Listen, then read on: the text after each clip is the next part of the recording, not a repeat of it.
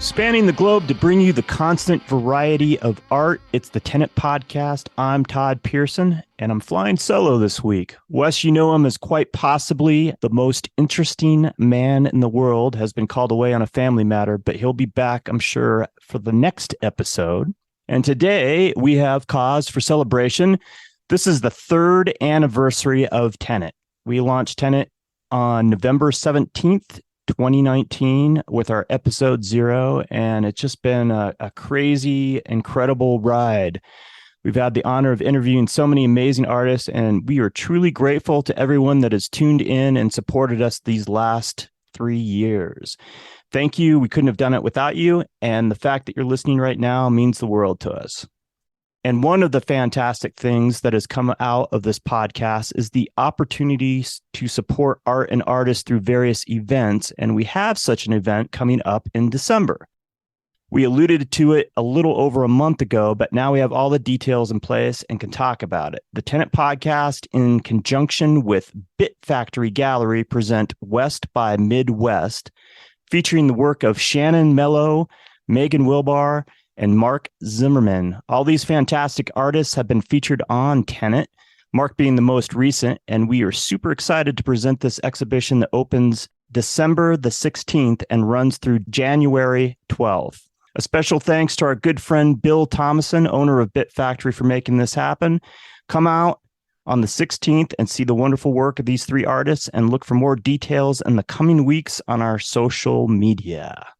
All right. Our guest this week has been a huge supporter of this podcast. He resides in Colorado Springs and is part of the fabric of that vibrant art community. He currently has a show at the Lookup Gallery in Yobel in downtown Colorado Springs. You can check out his work at his website, jonfrancis.art. That's JONFRANCIS.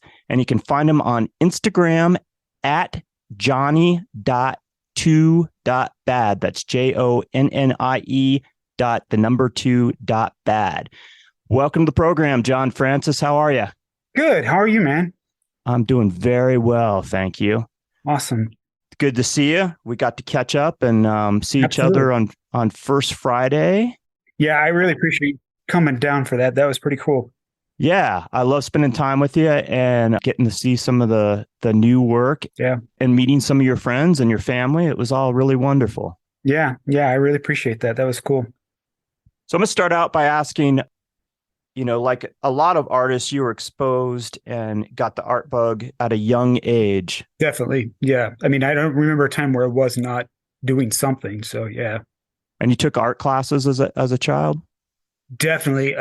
Fortunate enough, here in Colorado Springs, we have the Fine Arts Center. In conjunction with that, they have a school called the Bemis Art School. And so, like, when I was a kid, art was on a cart in school. So when I was a kid, my mom sent me to the Bemis Art School, and I was doing everything from sculpture to drawing to painting. So a little bit of everything. Wow. Yeah. So you had a lot of support as a kid doing art. Yeah, I was really lucky in that. And then what made it even more supportive is all my friends were kind of into the same thing. So we would get together and draw. That's what we'd do. We'd, like in high school, we'd go to the coffee shop and draw. So not only for my family was a great support, but my friends too. We were all kind of in that same vibe. That's so cool, man. Yeah. So how large of a group of friends did you have that were kind of into this whole thing?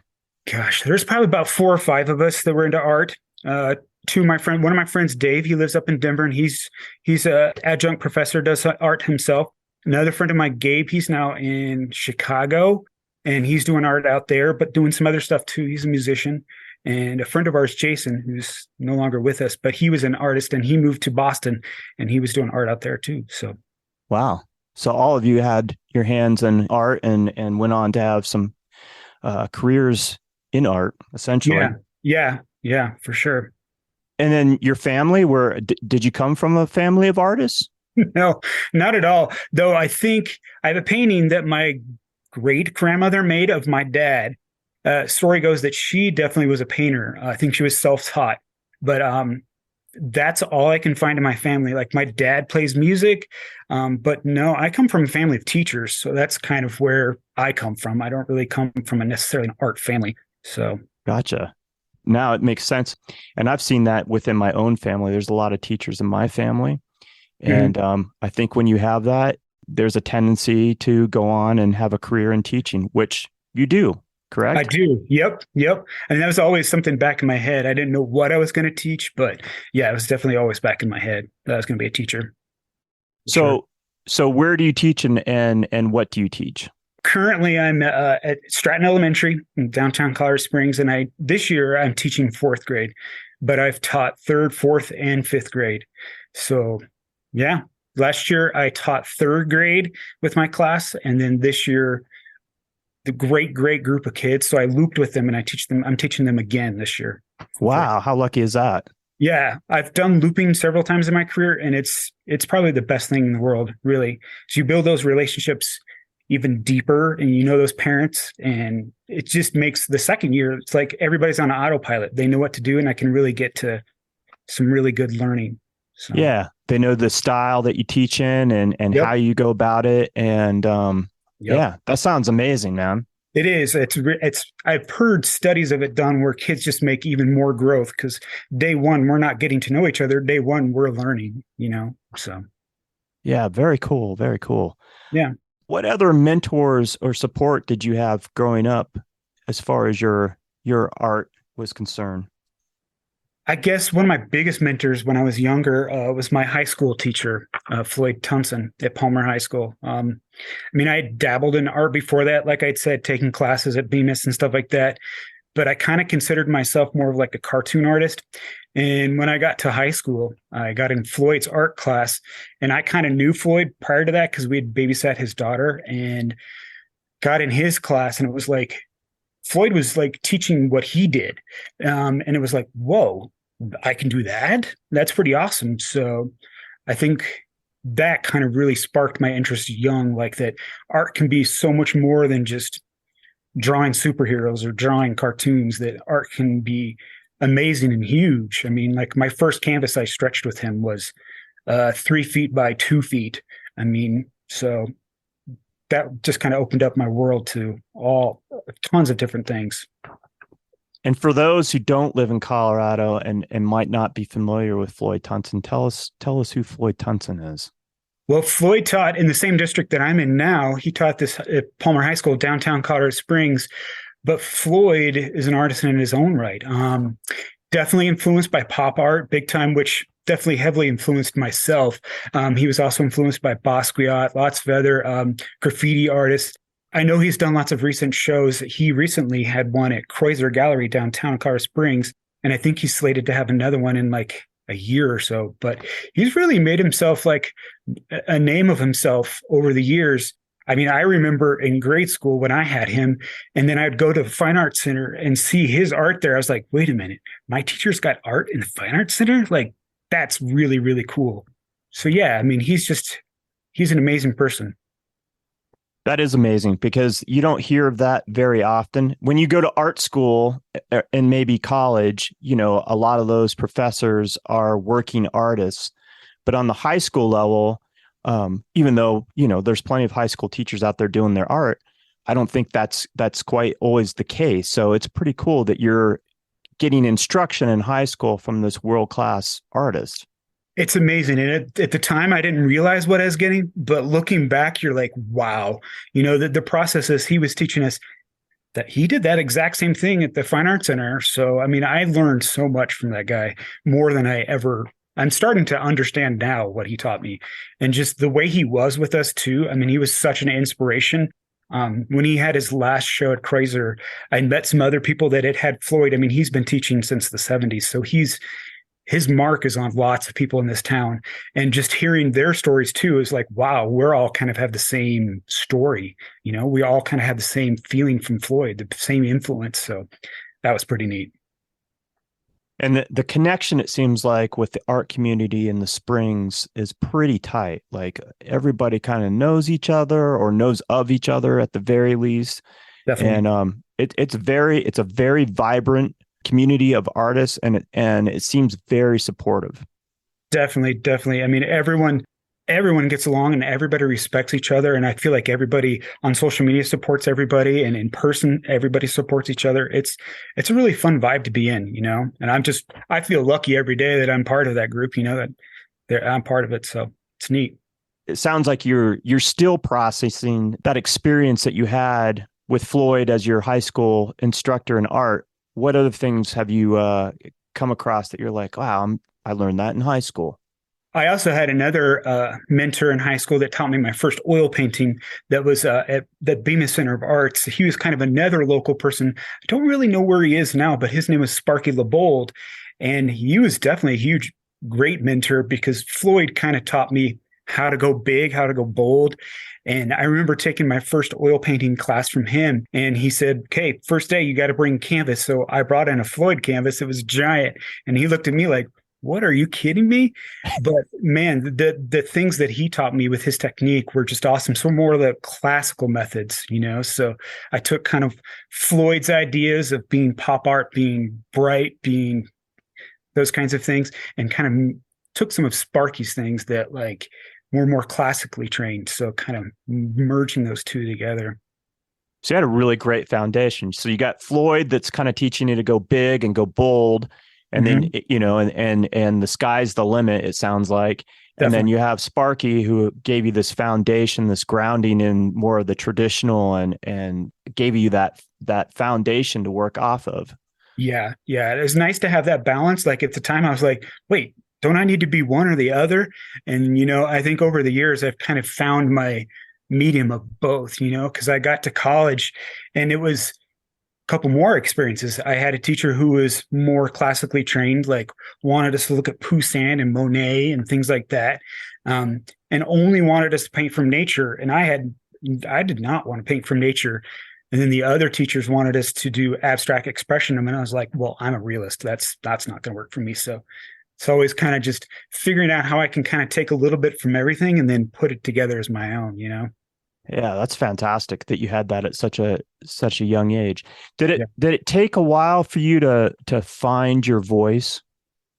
It definitely did. Like, and I feel like I'm still working on things. I got out of college and I had painted mostly the realism. I had painted mostly from life. And then I didn't really paint for like 10 years. And I was like, I don't even know, college doesn't necessarily prepare you like, here's how to be an artist 101, they're not preparing you for that. So when I got out of college, I didn't really know what I wanted to do with my art. And then I slowly started picking up the brush again and started painting some photos I had from high school. I was like, that's where my heart is. Like looking at these industrial landscapes, that's where my heart is. So that was really where I was like, now I'm painting for myself. I'm not painting for what my teachers told me to paint. I'm painting for myself. This is my true self. And you went to Knox College in Illinois, is that correct? Yep. And two of the friends that I had talked about earlier, Dave and Gabe, we went together as a group. Okay. Which was so it was kind of a collective of you guys decided that, hey, this would be a great school to go to. Was it a good art program? It was great. Yeah. Like I had looked at a bunch of I wanted a small college, and Knox had just great facilities. They had lots of opportunities. Like we would go to Chicago at least once a term. They had trimesters. So it was once part for that. And then we also had opportunities to go to like New York City. I went to the New York Studio School for 2 weeks and stuff like that. So yeah, it was a great program.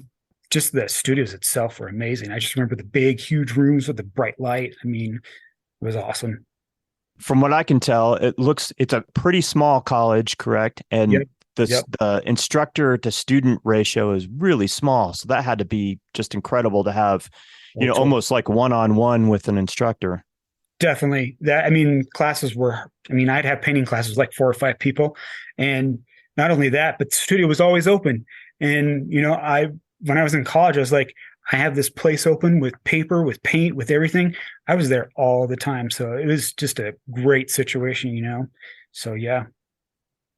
And in your bachelor's is in studio art, is that like a broad scope of art foundation, or how does that work? I guess Yeah. I'm not really familiar with that. Yeah, I mean, it was a liberal arts college, so you're getting a liberal arts degree, and I emphasized in studio art. Yeah, so basically anything 2 or 3D. The other side of it would have been art history. I could have gone that route. Definitely had to take a lot of art history to get my studio art degree, but it was primarily like in the studio. So drawing, painting, sculpting, all those things. So felt like the foundation of becoming an artist or getting that foundation of working as an artist was time well spent. Definitely. Definitely. I learned some things that I still use now. I mean, it's just that time that we put in with drawing, the time that we learned to do an indirect painting for like 3 months on one painting, step by step by step. Those are things that I use now every day, and just even the work ethic that they instilled in us there, I still use today. I'm in the studio every day. Yeah, it's great. And you kind of touched on this a little bit before, but when you said that you decided to take a break from art, as with most art schools, it sounds like even though you had this phenomenal foundation and you had all this knowledge, they didn't necessarily prepare you for a career as an artist, that you probably didn't get those things that are kind of essential as far as like the business side of things and marketing and Totally. all those little things that, kind of like, not only are they important, but that kind of seems like the things that always kind of fall through the cracks when we're talking art school. I know. And when I was in art school, it was pre-social media stuff. So, that wasn't around. But yeah, I would have totally loved to have a business class or something like that, because all of those things come into play. And I don't know what I was thinking when I got out of art school, like, oh, I'm just going to have a show and I'm going to do this. It's not there. You have to kind of be, I think you and I talked about at my opening, you have to be your own publicity. You have to get out there. You have to talk to people. You have to make connections. So that wasn't part of it. And, it took me a while to kind of realize that and see other people doing that. Like, oh, okay, I can't just sit in my garage and paint, some other people need to see this. I need to get this out here. So that took a while. I mean, so yeah. Yeah, it's and things have changed. I'm sure that it seems like from the people that we've talked to that they're concentrating a bit more on that in colleges and art schools. But this was pre-social media, like you said, so you didn't even have that avenue to like get your stuff out there and No. get exposed to a wide audience. No, and I don't even think I know my friend Dave in Denver, and he does some college classes. Like they definitely even do courses now, like on how to build a website. That wasn't even in my scope of anything. How to build a resume, how to do open calls, all those things, which I think are so important. It's just the other half of you. The other half of being an artist. So. All those things that we don't necessarily want to do, but No, we have to do, right? Yeah, they're not the fun part, but I think the more we do them, the easier it gets, and the more you do it, the more people you find that kind of are doing the same thing. So you just work together. That's what it's all about. So pretty much for you, it was trial by fire, and just seeing your other friends and artist acquaintances and how they were doing stuff. Essentially, I mean, like I just started seeing some open calls, and I was like, you know what? I got nothing to lose. I'm going to put some art in here and see what happens. And each year I'd set a goal for myself. I want this many shows, or I want to meet this many people, or whatever it is. Make a small little goal each year, and then the next year take that goal and take it up a notch. I started with the library. The library here, the public library, is awesome. They show artists in different branches that they have. I showed in Monument, and I showed in Fountain. You have to hang your own art, but I was like, hey, someone wants to show my art. That's awesome. So I took any open call I could and just kind of built slowly from that. Yeah, you got to start somewhere. Definitely. So the 10 years that you weren't doing art, that was soon after you graduated from college. Till about how long ago was it that you actually got back into it? Gosh, probably around 2010, 2012, somewhere in there. Took off 10 years. I kind of worked for a little bit, got a job downtown, kind of figured things out. I was doing painting. Like I would see Floyd every once in a while and he'd be like, Johnny, what are you doing? And I was like, well, Floyd, I'm looking for a studio. I probably should be painting. He's like, Johnny, your studio is your house. I'm like, you're right, Floyd, you're right. So I'd put up plastic in my apartment and paint there, here and there. But then I got married, and my wife and I just started to have a family. So I was like, I really need to buckle down and find like a job. So I was like, I'm going to go into teaching, and became a teacher and taught for about 10 years before I kind of really started like getting into the art. Like, you know what? I think it's time to this part of me is kind of missing. Like, I really need that part. I can be creative in school all day long, which I absolutely do and love it. But that other piece of just me creating on my own, I needed. So doing a lot of things in those 10 years, but slowly making art, slowly trying to get back to what am I supposed to be doing? What kind of art am I supposed to be making? Yeah. I mean, we know this from talking with so many different artists. Everybody's journey is different. Everybody does it differently. And that was just part of your journey, Yeah. And I think it's difficult when you have a family, you start having kids, something's got to give and you got to have that balance. So sometimes you kind of have to choose which route you're going or what you're doing. And, and again, every family situation is different as far as, like I know your wife works, so probably trying to strike that work-life balance is something that has to be sorted out, right? Definitely. You're always trying to balance. Like, I don't think you're ever going to get it perfect, but you're always trying to get that balance. I mean, I remember Floyd talking at his show that he would work all day, come home, take a huge nap, then be in his studio all night till like 2 or 3 in the morning, then go back to bed, go and do it again. So like, you get it while you can. And yeah, I mean, that's why I like having my studio in my house. That way kids are in bed, everybody's taken care of. I can go down and put down an hour's worth of work. So, I don't have to drive anywhere. Yeah. So where in your house do you have your studio? Well, it's in my garage.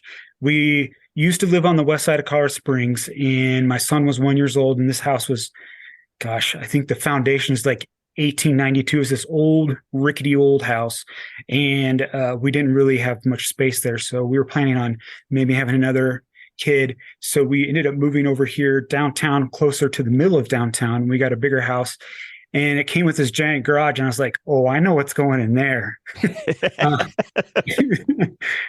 So I started with a little space in there. And slowly, like I've been telling people, slowly I just take a little bit more. And now I've got about half of the whole garage, and that's where I paint. So things are on rollers. So if I need to, my wife wants to put her car in because it's cold, I can move things out of the way. But yeah. I was just going to ask you who gets to park their car in the garage, and I already knew the answer. But definitely, I could care less if my car is frozen. I'd rather have the space. I'd rather have the paintings up and stuff. Right? Yeah, absolutely, man. Absolutely. Yeah.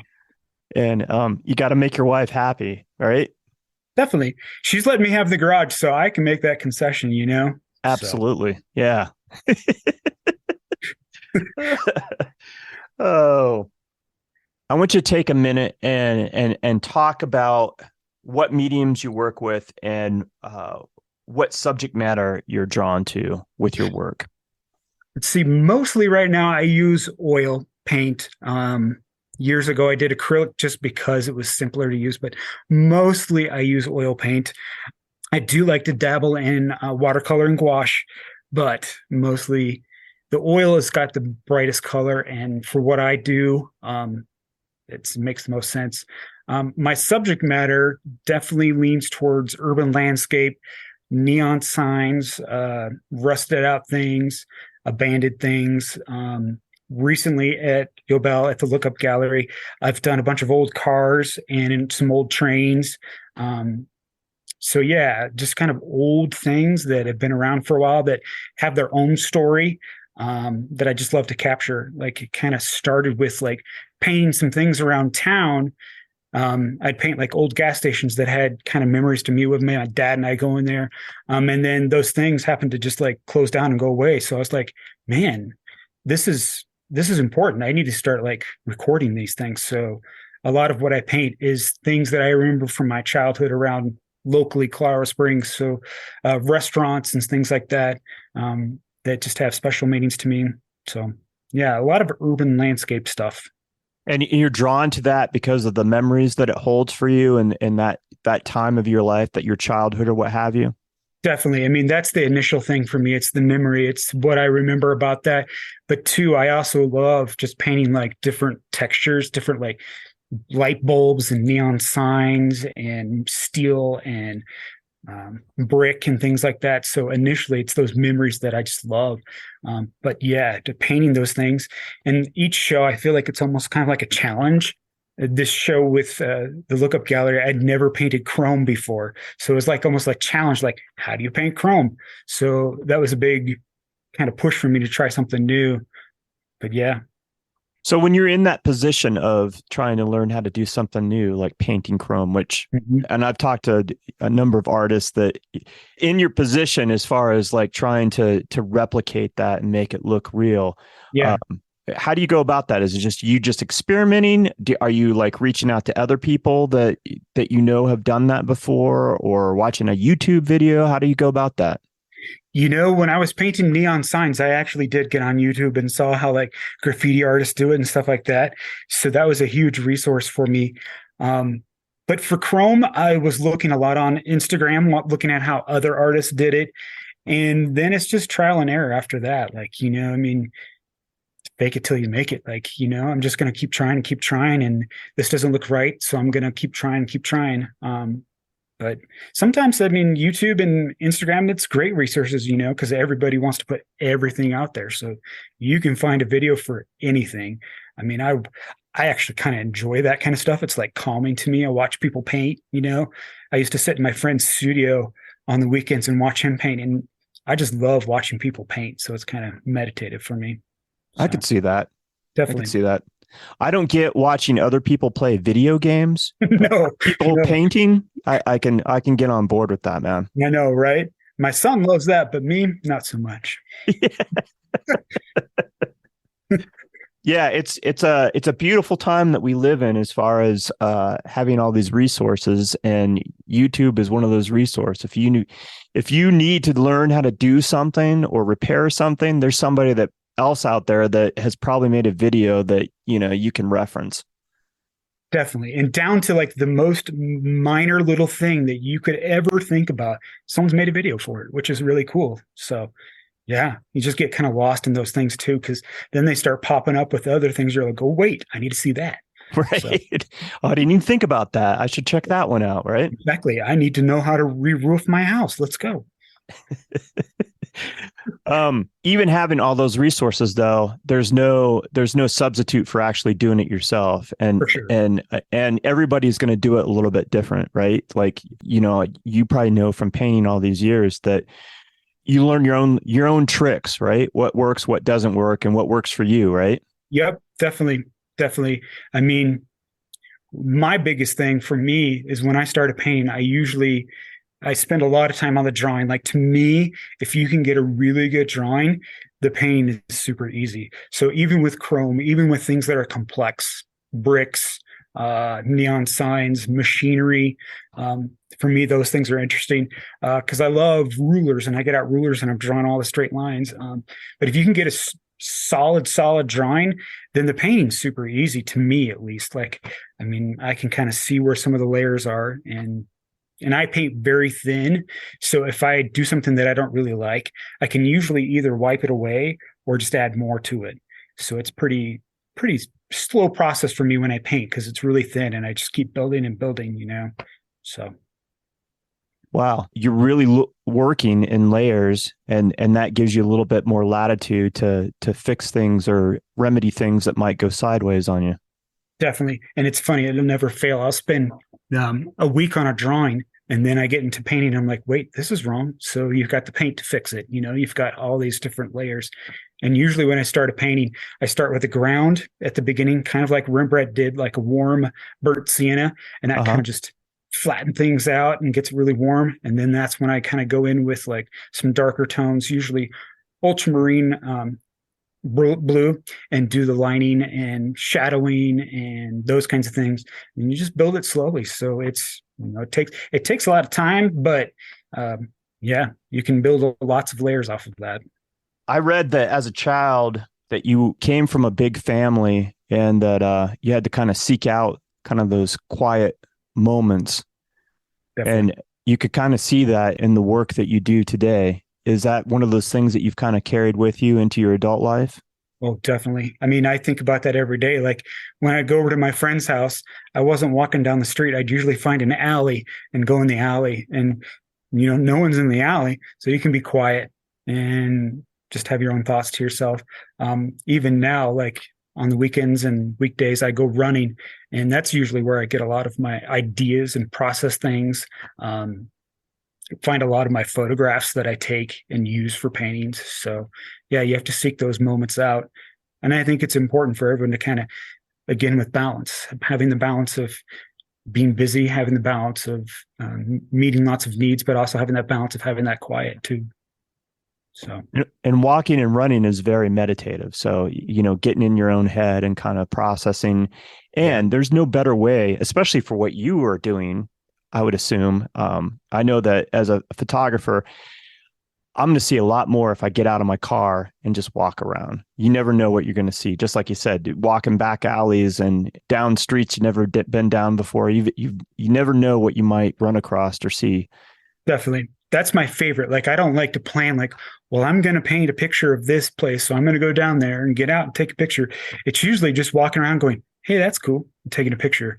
Those are the best ones. And not thinking about it, just taking the picture and running off or whatever. Those are the best moments for me. Like if you put too much thought into it, you're thinking too much, like just let it happen. So you're always working for the most part off of reference photos? Yep. Always my photos. And I know people like to because I do some of the nostalgic stuff in Colorado Springs, they always want me to paint things from like the 70s and 80s from reference photos, but I usually try to always use my own photography. And so were you into photography when you were back in high school? Is that how you ended up initially like documenting all these places and then using them later on for your paintings? I did take photography in high school and I did take it again in college, but I guess I've always kind of been into it. I remember when I was a kid, my mom got me a Fisher Price camera and I always was taking photos. So I've just always been into it. And in high school, I took tons of photos, just like with a point and shoot. And I have like books and bags of photos from that back then, and now you can take thousands of them and they're at your fingertips, which is awesome. Right. Yeah. You got them on your phone. So when you're painting from a photograph, are you just going directly from the phone or do you upload them to your computer and then work off the computer? How does that work? Yeah. Now, I mean, I used to have them actually developed, sit there with the 3x5 in my hand and draw it out. But now I put it on the computer, which is nice because then you can zoom in really tight. And I just love getting in there and getting clarity on all the little details, all the little things. I remember one of my first paintings that I'd done that I was painting a local pizza shop called Leon Jesse's Pizza. And I was painting these people sitting at a table eating pizza. And there was a little tiny shaker of red pepper flakes. And I zoomed in as far as I could and painted that red pepper shaker the best that I could with the tiniest brush that I had. So I love doing that. Right on. I want to talk about a piece real quick here. This is from your Urban Landscapes series 2018 to 2020 on your website. Okay. And this particular piece, I can't zoom in on it, but the birds. I love this piece, man. I love your Thanks. how you painted the light and the landscape. And I can feel this painting because it's so realistic. It does almost look like a photograph. Wow. Thanks. Yeah. That was one I had taken on a run. It's kind of down by Nevada Avenue. And again, back in one of those back alleys, and there's this light post, this power line that I've seen it a couple times happen, but there's all these birds that just hang out there in the morning and they're crazy. There's tons of them. So that was a quick snap. And I was like, now that's a painting. Cause at the time I was painting a lot of clouds and skies. And so that was a fun one. And another one that I really love is this one right below it. It's called Highway Lines. And this resonates with me because I can't tell you how many times I drove through the Springs. Yeah. Well, in my lifetime, but especially this past summer. And so this looks right out of my commute that I did, I don't know, probably 15 times this summer coming back from the San Luis Valley back through the Springs. Hmm. Yeah. On I-25, there's a pedestrian bridge that goes across there, right after, in between Uinta and I think it's Bijou. But there's a pedestrian bridge there. And when we were in high school, we used to go up and hang out up there and just, look at the city because it's so beautiful at night. And so for this one, I went up there and took some photos. And yeah, that night glow that you don't get. Like there's like that specific time of night where it's just those beautiful, cool, warm colors glowing from the city. So Yeah, this is another one. As a photographer, I can appreciate your use of light and the way that you paint light. You do it very well, just so you know. thank you. Appreciate it.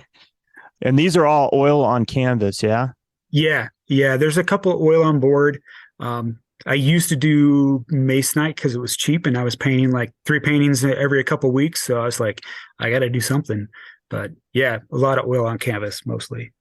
Yeah, two phenomenal pieces. And you have some other stuff in here that I think is really wonderful as well. This piece, Up and Away, again, more Mm-hmm. birds on power lines. Yep.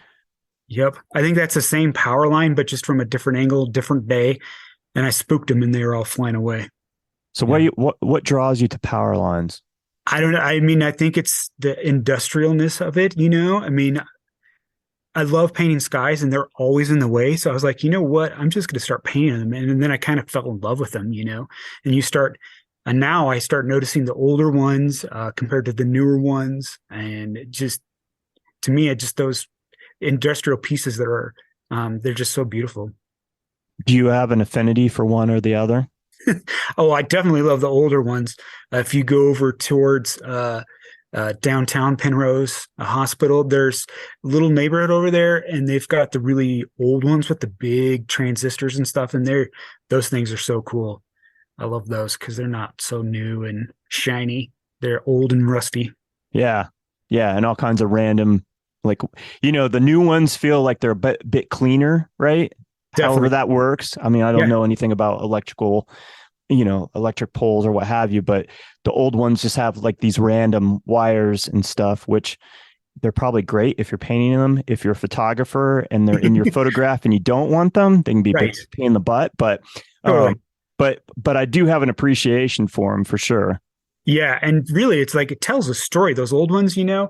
I mean, it's someone's started with a few lines and then a couple more houses happen. So there's a few more lines, and pretty soon, like the ones over by Penrose Hospital, they're just all over the place. And you're like, really, how is this okay? But it's just beautiful, these lines everywhere, you know? So you have appreciation for the lines and the geometry that goes along with it. Absolutely. Yeah. Like I kind of said it earlier, is the textures, you know. I mean, they just make all these cool shapes, especially silhouetted against some of these skies, you know. It's fun. I wish I could take better photographs of them to see what I actually see sometimes, but I'm getting there. I think you're doing all right, man. Thanks. There's this one over there that I just want to get a really good painting of, but I just haven't got the right shot yet. So it'll happen. It'll happen. Yep. Yep. You'll run across it and find the right angles one of these days when you're out on your walks or runs. And Yeah, it'll find me. one of the myths that we've tried to dispel on the podcast as of late is that of full-time artists. Do you consider yourself a full-time artist? I mean, I don't know. Because I have a full-time job, I wouldn't say I'm a full-time artist, you know. It would be cool to be a full-time artist someday, but no, I think you always have a little something going on, you know. And I'd love teaching every day. So, I mean, that's nothing that I plan on, you know, trying to sneak out of at all, because being with the kids and teaching, that feeds another something part of me that I just absolutely love, you know. But no, full-time artist, I think that's hard to do in this day and age, you know, unless you have like you live with like a celebrity or something, you know. And the reason I'm asking this question is because we had this discussion with Brett Andrus, who you know, Mm-hmm. and Brett has a full-time job, but yet he's in his studio almost as much as he's at his job, if not more. Totally. And he considers himself a full-time artist. So that's why I was going with that line of questioning and just seeing Gotcha. how you perceived it. How many hours a week are you in your studio, would you say? Oh man. I mean, I'm at least an hour a day on weekdays, and then the weekend as much as I can handle. So 8 or 9 hours, depending on a good weekend. Like if I'm working for a show, I'm in there all the time. This last show for the Lookup Gallery, I kind of underestimated what I needed to get done. So I was in there a lot. So, I mean, if I think for me, for myself, if I considered myself a full-time artist, that's all I'd be doing. And I'd be at the studio 8 hours a day, if not more. So, Gotcha. Do you think that dilutes the work if you're not in there all the time? I mean, for me, that's a big part of just who I am. I feel like, if you're a football player, you're in the gym every day. You're taking throws every day. For me to be an artist, I feel like you need to do a little something every day. Because if you don't use it, you lose it. Like those 10 years that I was out of art for a while, I definitely had to get my chops back up. I had to draw, I had to paint, I had to make mistakes. So yeah. Was it frustrating in the beginning as you're trying to get back into it? Well, not so much, only because I was so excited to get started again. I didn't care if it stunk. So I'd do a couple paintings every weekend, and it didn't matter. But yeah, in some points, you're like, man, look at what I used to be able to draw. Look what I can draw now. So, but no, I was so excited to just get back into it, having a space to actually just create. So The fact that you are working all the time, that to me constitutes a full-time artist, even if you're not devoting 10 hours a day or what have you. I mean, right, right. you can put some kind of number on it. Does it have Right. to be the same as a full-time job? I don't necessarily think so. Yeah. I think you just need to be doing the work, and you're doing the work. Yeah, that makes sense. That's a good point. I always just assume, like, I see some people that are doing it full time, and that's all they do. So I don't know. I see both points to it though, for sure. And your day job is teaching. What do you love about teaching? Honestly, it's just the kids. They teach me as much as I teach them, and especially having this group that I have now. I've had it for 2 years. We know each other really well, and we have fun together. We learn together. It's always been about the kids. Like, people have asked me, "Do you want to be an administrator?" I'm like, "No," because then it's not about the kids. So yeah, it's always been about the kids. I just love teaching and learning. I mean, I came from an art background, but I'm a fourth grade teacher because I just love learning. Anything new happens, I love learning it. Let's go, guys. Let's learn about it. So is there crossover from your teaching job to what you do with your art? Yeah, I would definitely say that I try to infuse some creativity. Like I said, when I was a kid, art was on a cart. So like, being a teacher, I was like, you know what, no matter what happens art wise, I'm going to try to infuse a little bit of that in my teaching with these kids. Recently, I've been working with my kids. We do a thing on Fridays called Genius Hour. It actually comes from a Google model. And Google itself, they give their employees like time each week to do projects that they want to do, that they're passionate about. And so this is a thing that teachers do too. They've realized that, when you're teaching kids all day long what you want them to learn, when you give them a chance to learn what they want to learn, it's amazing what they come up with. So on Fridays, we devote 45 minutes to an hour on the Genius Hour. And so I let them be creative. They have to come up with a topic. It has to be research based. And then they can present whatever they've learned about it in any way they can.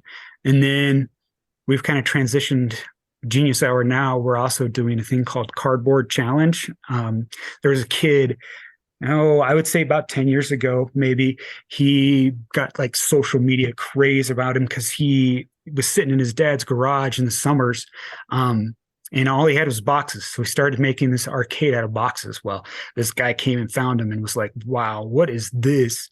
And he got a bunch of people, and they all came and surprised this kid. And it turned into this huge thing.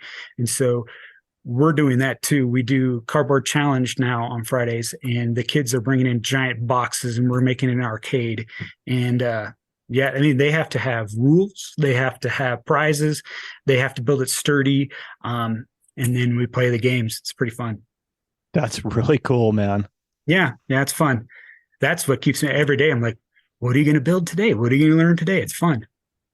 That's such an important skill. And I'm so glad to hear that, you as a teacher are trying to incorporate these things and teach these kids, problem solving, critical thinking, which I think is lacking severely in our society these days because, with cuts to different programs and, I get it, maybe you're not that creative or whatever, but you're thinking outside the box, pun intended. And and you're giving these kids the opportunity to explore, use their imagination, and then, problem solve. Definitely. I mean, it's all that and more. I mean, they have to work with people. They have to, like you said, be creative. A lot of these kids have never cut cardboard. Like, get in there, cut cardboard. I remember when I was a kid, I was cutting up cardboard, making houses and stuff. So, you can't Google this. You can't get on YouTube and figure this out. You got to just do it, That's so cool. Now, does your particular school, I don't know how it operates there, but do they actually have art classes? Is there an art teacher in your school? Yeah, we are really lucky. My kids get art at least twice a week, if not more sometimes. And we have a great art teacher, Ms. Vassar. And so, yeah, they do get more of the fundamentals of art. She teaches them methods and artists, and she does some great things with them. In fact, recently we did a little art thing, and I went in there and did art with them because I was like, I totally want to do this too. So that's so cool that you participated in class as one of the students. And that was probably really great for your students to see you in there. I mean, I assume that your students know that you're an artist, yeah? They do. We talk about it sometimes. And some of my students have been to some of my openings. So yeah, we talk about it. But my class, honestly, I've never had such a creative class. These guys they have my heart because when I was a kid, I was doing what they're doing. They're a bunch of them are just phenomenal artists, like they've got it. They're great. So now, one of the fascinating things I think too is that you don't, and I'm in a lot of schools because I do some photography of schools for different contractors and architects and so forth. You don't see a lot of male teachers on the elementary school level. That's pretty neat. Do you have other male teachers in your school besides yourself? This school currently that I'm teaching at, no, the PE teacher is usually the other male teacher. So no, there's not a lot of male teachers here. The previous school that I worked at, we did have a lot of male teachers, which I thought was really cool. I worked in Harrison School District 2 down south from us. And we had a kindergarten male teacher. We had at least one kind of through the different grades. But yeah, it's usually not the norm. But I had a second grade male teacher and I was like, I want to do that. I want to have fun every day. So it's definitely an influence on me, Yeah, I had, and we discussed this the other night when I saw you, that I had a teacher that was pivotal. I had a couple male elementary school teachers, one in 5th grade and one in 6th grade. And my 6th grade teacher was probably my favorite teacher of all time, Randy Hambright, and taught me a lot, and I think it was really important to have that kind of influence, the male side of things throughout my schooling. So yeah, I think it's important to have both, and some kids do really well with males, some do really well with the females here. I mean, but it also is personality too. So, but I think it's definitely important for sure because it made an impact on me.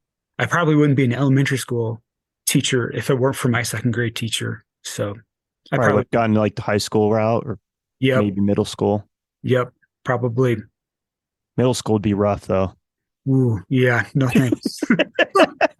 No, that takes a special kind of person, I think you're right, man. I would lose my mind. I consider myself relatively patient, but yeah, I don't think middle school would be my jam. No, I see our school backs up to the middle school right next to us. And I see old students over there. I'm like, man, how did you guys get so giant? Yeah, crazy.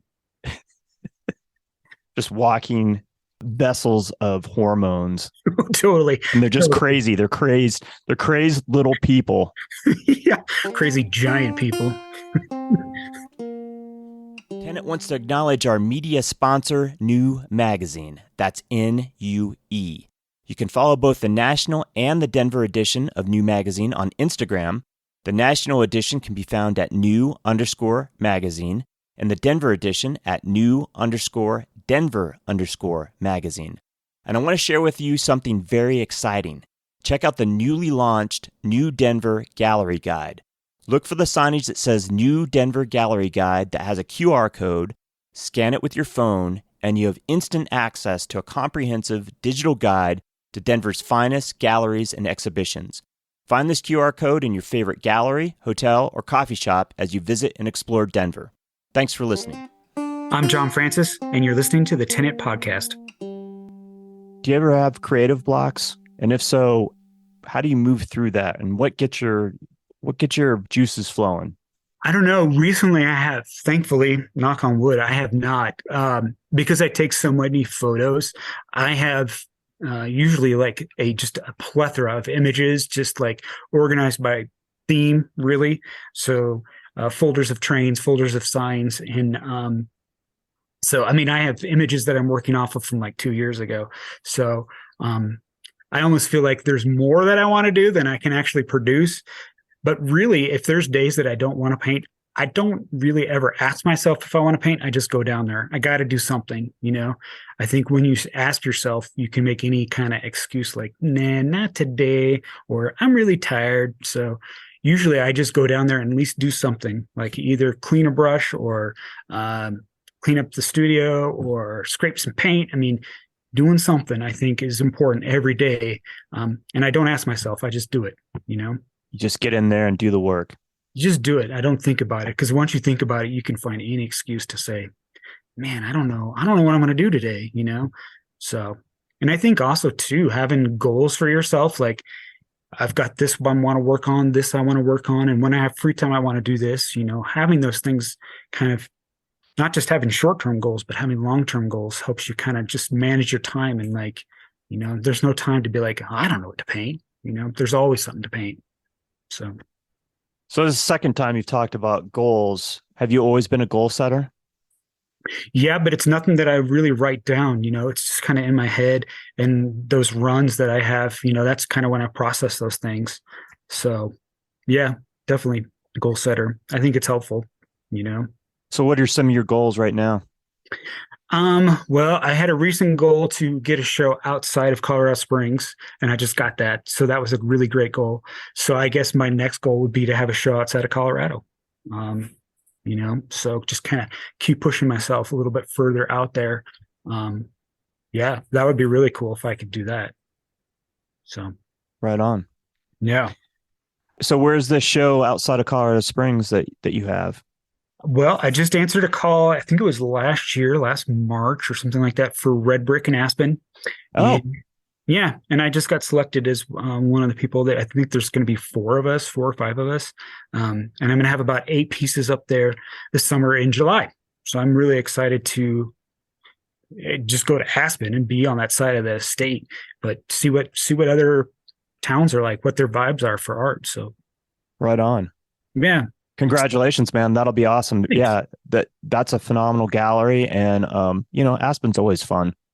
Yeah. Yeah. I mean, my wife, she grew up in Paonia, Colorado, which is in the area. It's kind of down by Grand Junction, Delta, those places. So we usually drive through it, going to somewhere else. So it's going to be fun to actually like maybe hang out there for a couple of days.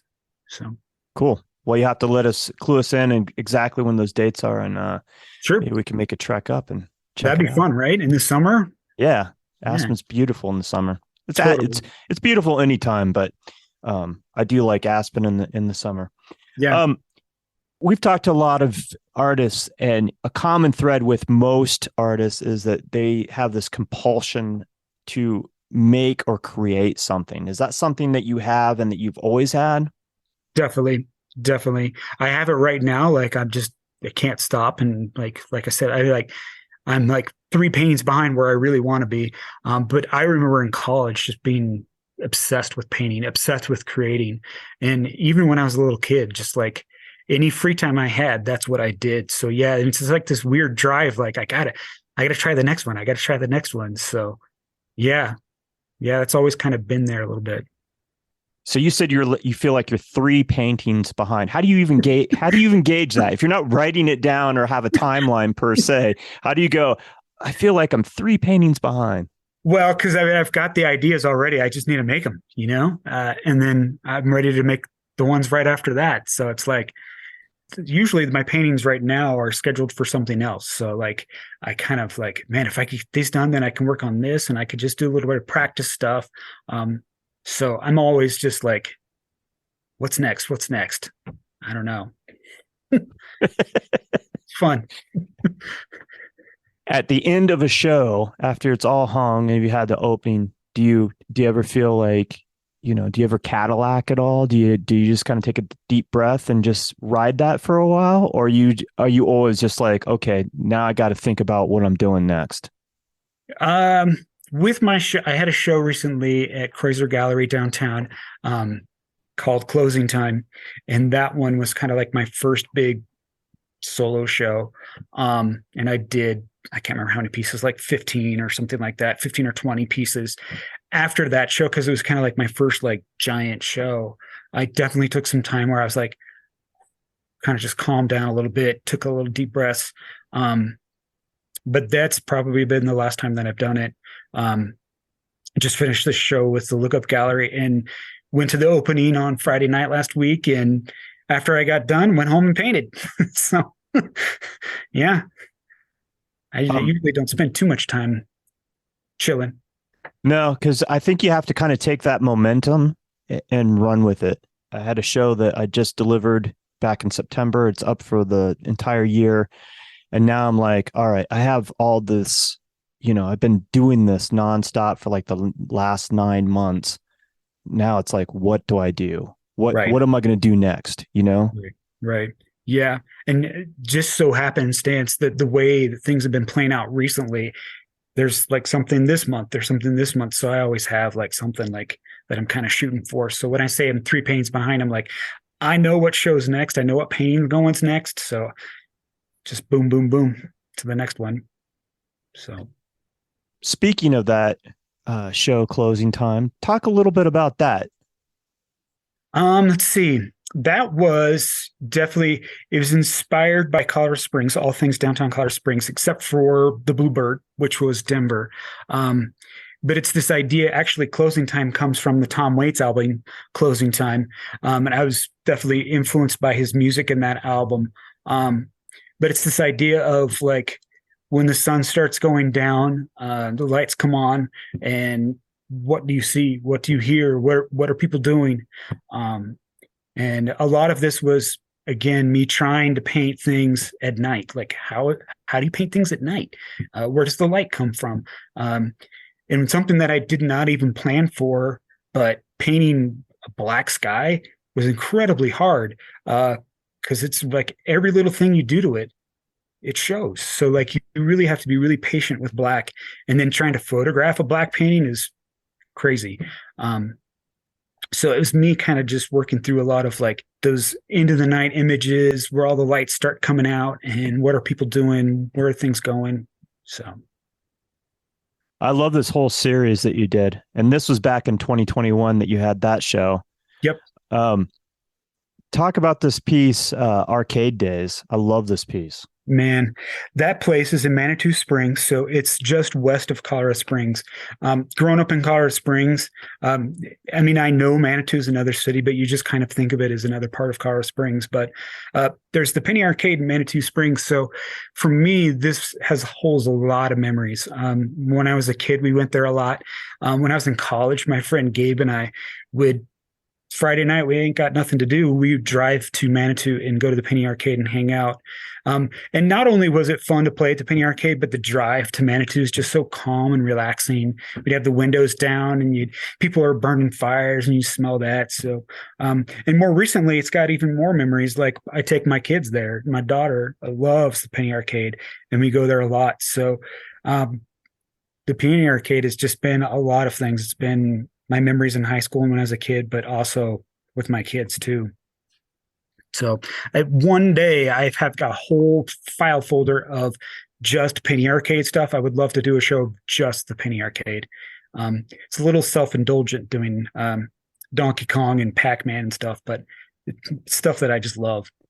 I could see that being a lot of fun. And I bet it would be really well received because, well, from what I know of your work and the amount of pieces that I see are sold, it sounds like it resonates with quite a few people, even probably from outside of Colorado Springs, but definitely with the Colorado Springs crowd. Yeah. And in fact, a friend of mine that I went to grade school with, her husband found it and it happened to be her birthday.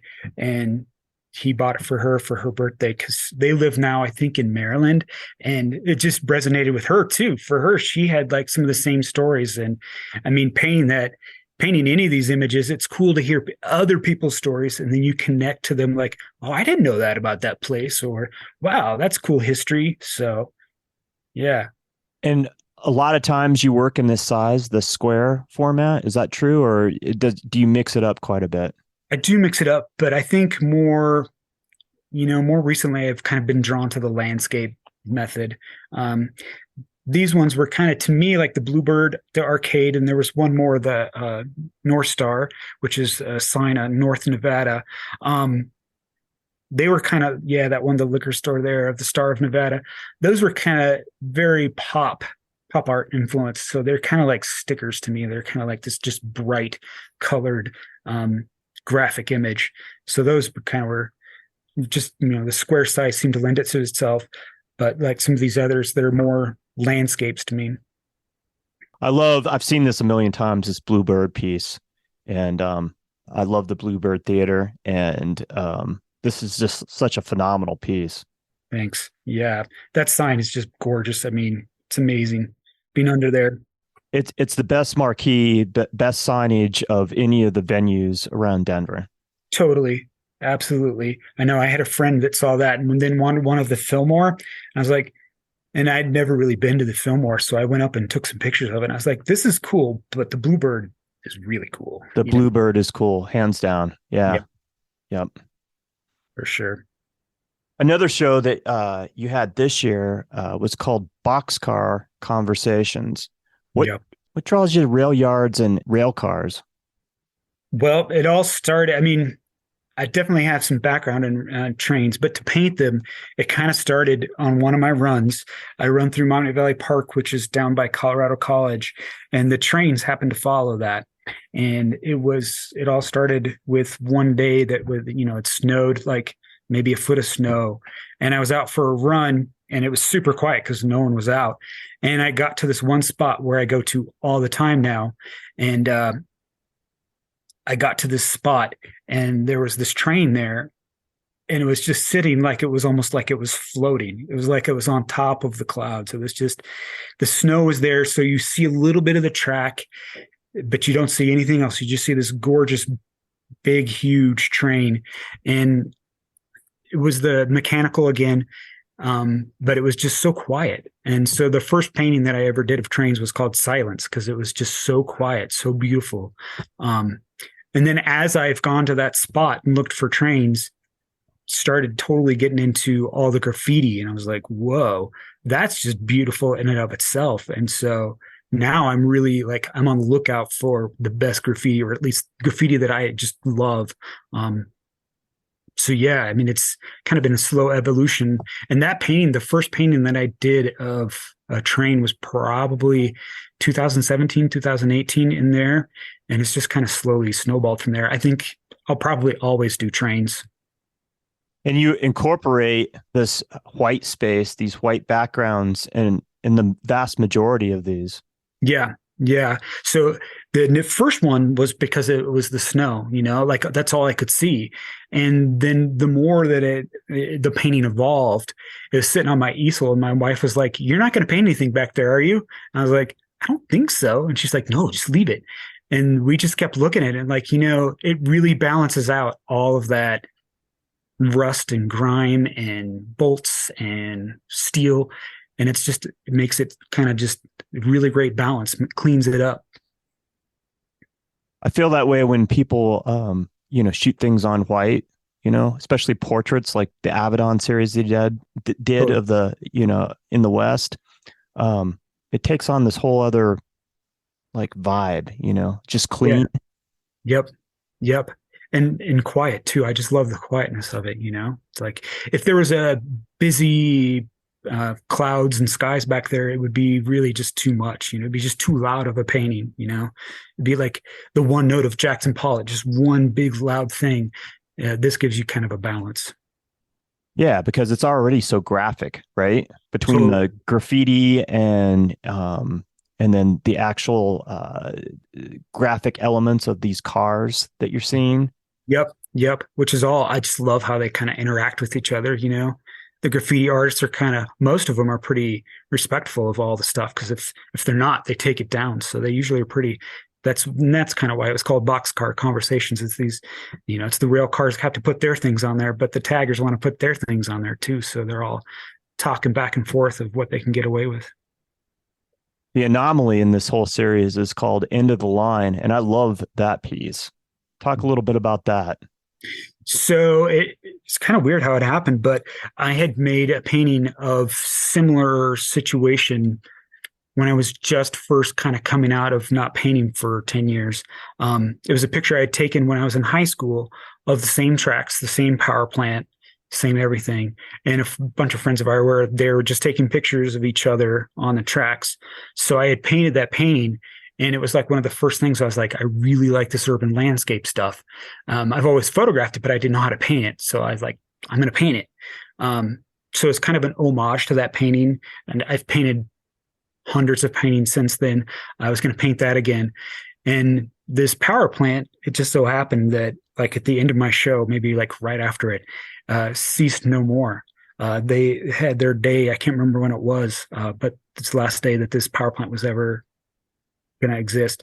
So interestingly enough, I had called it Into the Line before I even knew that, and then it was gone. Or it's they're going to use it for something else, hopefully. But yeah, it's kind of an homage of where all of this kind of started.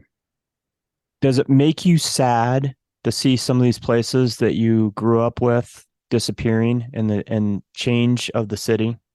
Totally. Yeah. I mean, and I guess it does make me sad, but it's also just like those memories. So I think in a way, my canvas is kind of trying to hold on to some of those things. But I always love it when they take something and change it just a little bit, but leave a little bit of what it used to be. So to me, that's really cool. That's the way to go about it. When they come in and just take things down, that's when I kind of like, man, you could have at least used a little bit of this or something like that. I had just painted a couple of years ago the Independent Records on downtown, which is a music store that I used to go to all the time in closing time, and they just took the whole thing down, didn't use any of it. So yeah, it does God. make me sad for sure. Yeah, that would make me sad as well. Yeah, Yeah. I love that piece, the independent record piece. Mhm. Trying to remember where I saw that, but I think it's in closing time. in closing time. Yeah. Um, yeah, and I love the idea behind that show because I will say this: in experiencing Colorado Springs a couple times Yeah. in the last few months, and really like interacting with people, I just love the vibe, and it definitely has that Tom Waits vibe. Of course, you're going to have a little bit of that thing going on, interesting characters when you have colleges in a Yeah. town, right? Yeah. Hmm. But there's a lot of characters that I've been able to interact in the couple times that I've I've been down there, and I love that. I mean, it's got soul. Totally, totally. And I just love all those old places, like the crusty places at one of my friends came to my closing time show and he's like, so are you basically putting your middle finger up to gentrification? I was like, well, yeah. I mean, like, to me, it's not my favorite thing, but if you're going to update things, at least give a nod to where it used to be, what it was. I was having a conversation on First Friday with Brett's wife, Riley, and she said, we kind of had this whole conversation about how, the the landscape has kind of changed there in the Springs. Yeah. And she was even saying that, they started producing uh, stickers, bumper stickers that says, keep Colorado Springs lame. I Yeah. was like, that's beautiful. That's beautiful. Yeah. I can appreciate that. That's actually a kid that I went to high school with. He has a record and vinyl store. Really cool store. If you're ever in town for longer than a little bit, on the west side, it's called the Leech Pit. And that's kind of his thing. Like he grew up in the same things. He knows the same things that I do. And so, yeah, that's his sticker for his shop. Keep Colorado Springs lame. I love it. Yeah, totally. Yeah, we were lamenting she was asking me questions about Denver and how it's evolved and changed. And, I was kind of saying like, there's days where I kind of yearn for the dirty Denver, right? Like the rundown, dirty Denver. Yeah, And there's times where I drive around the city and all of a sudden I'm like, where am I? Because I think I know where I'm at, but the landscape has changed so much. There's so much new building that I don't even recognize that area anymore, totally. Totally. And I feel like Colorado Springs does that so much because we've got so much going on, from all different directions. So, yeah, totally. And I don't get up to Denver as much as I used to. And it's definitely each time I go, it's like a whole new city. Like, where's Wax Trax? Where's Twist and Shout? Where do they go? Yeah. So, It's a little strange. yeah, How do you go about pricing your work? that's a great question. Abby from Chrysler Gallery, I definitely look up to her and she's given me lots of advice. For me right now, I usually do a square inch price. So I have a standard price that I charge per square inch.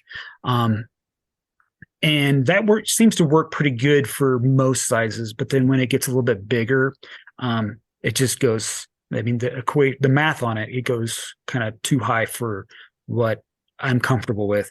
So usually for bigger pieces, I kind of go by what I've sold things before and kind of just, as an artist, each year you need to give yourself a little bit of a raise. You need to pay yourself a little bit more because things are going up and I still have to pay paint. I still have to buy all those things. So for bigger pieces, it's more of a grayer area for me. I'm starting to get into looking at a specific size and that's how much this costs. But definitely in the smaller range, I usually do a square inch price and that seems to work really well for me. So it kind of keeps it straightforward for me in that way. And what is the size range that you work in? I know that the show that you have up at Lookup right now, those are all really large pieces, which you said that's not typically as large as you usually work, but what's the range? I mean, usually I started about 5x7s, somewhere in there. I like to do some smaller pieces when I do a show so that, not everybody has the budget for larger art or has the space for larger art. So that's typically where I start. And then usually I don't know, 11x14, I get a lot in there. And then maybe a little bit bigger, like 24x20, somewhere in there. So that's usually about the range that I paint in. So 24 inches down to 5x7. But it's interesting painting those big paintings at Yobel. Those paintings are 4 foot by 3 foot.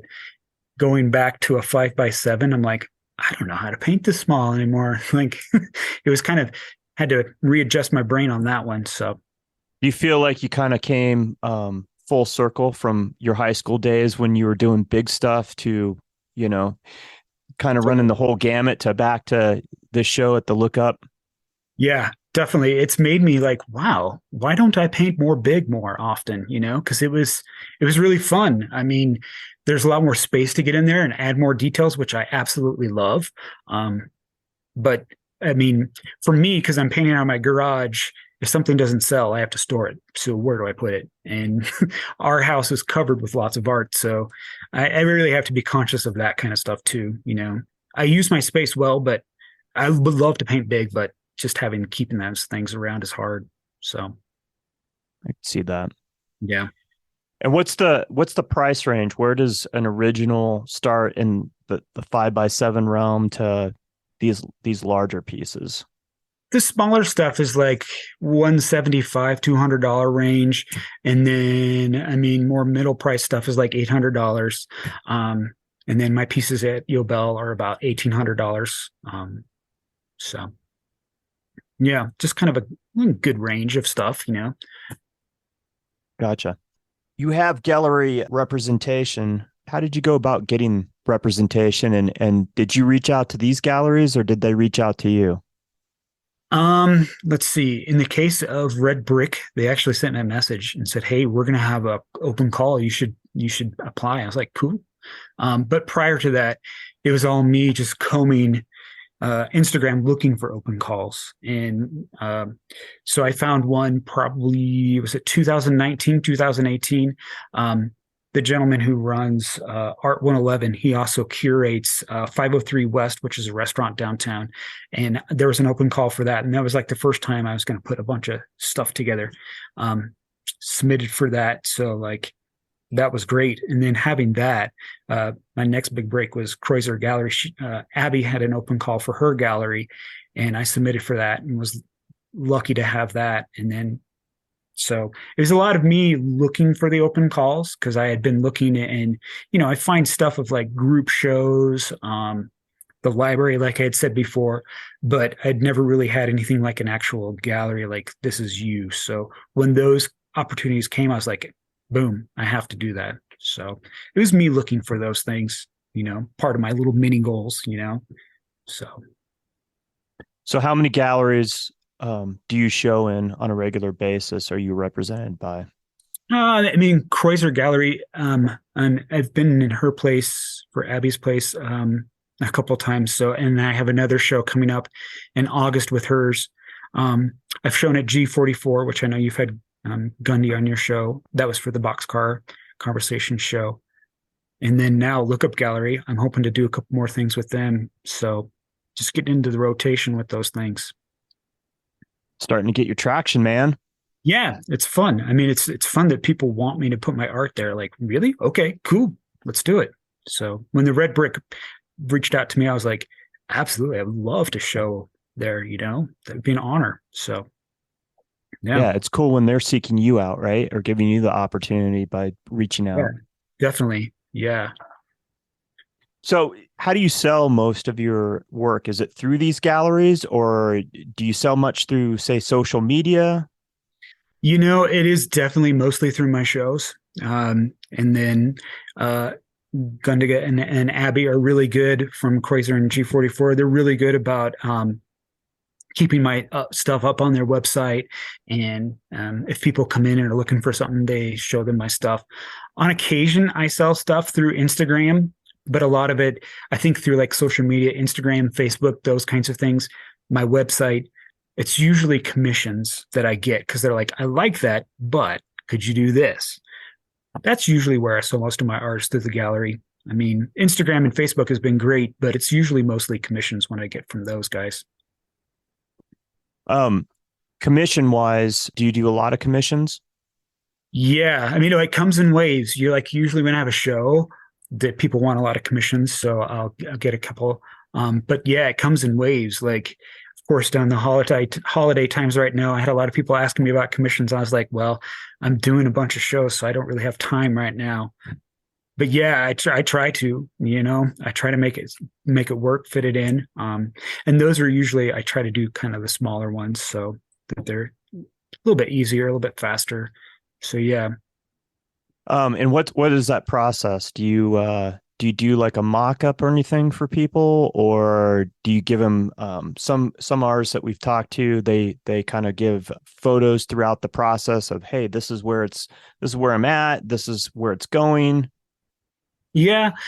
Some people ask for that. Some people don't. So I just kind of read the room. Like, what do you want? You know, I'm totally open to whatever you would like. It usually starts with an idea. The client usually has pictures that they want me to paint. So they send me photographs, but I'm always like, I tell them I use my own photography. So I usually try to go out and take supplemental photos so that I can work with. I had done, what is it? There's a restaurant downtown in Manitou, The Loop. It's a Mexican restaurant, and it was a couple, that had their first date there, and they wanted a painting of that. And they'd sent me some photos of it. And, of course, you can find those things online, but I wanted to go down there and take some pictures. And so then, you get back to them and show them what you're thinking, what's pictures, what size do you want, and then we go from there. And usually I ask for a little bit of money down, the half down before we get started, and then the other half when I'm finished. But yeah, I mean, some people are like, just do your thing, whatever you want. Some people are like, it needs to look like this. This needs to be in the back. This needs to do this. So I just, go with what they're feeling. Gotcha. And now, do you do prints of your work? Do you offer prints? I'm slowly getting into that.